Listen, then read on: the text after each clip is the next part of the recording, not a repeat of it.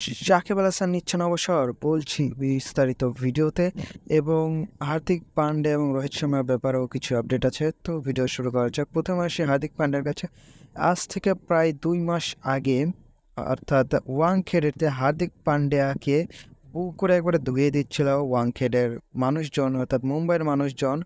তারা প্রতিদিন স্টেডিয়ামে আসতোই হার্দিককে বু করার জন্য।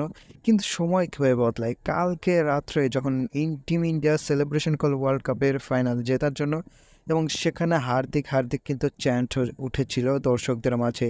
তো সময় কিভাবে বদলায়, অর্থাৎ আপনি যদি চুপ থাকেন এবং যদি আপনি নিজের কাজটাকে ফোকাস করেন এবং নিজের কাজটি ভালো মতো করতে পারেন, তাহলে আবার আপনার সময় ফিরে আসবে, যেটা হার্দিক পান্ডিয়ার ক্ষেত্রে আসছে।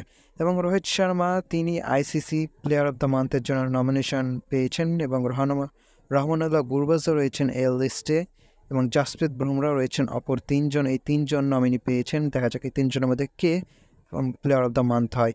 এবং শেষে যে আপডেট হচ্ছে সেটা হচ্ছে সাকিব আল হাসান তিনি অবসরের সিদ্ধান্ত নেবেন রিপোর্ট অনুসারে, তাই কারণ তিনি ইন্ডিয়া সিরিজের জন্য এখনও নিশ্চিত নন।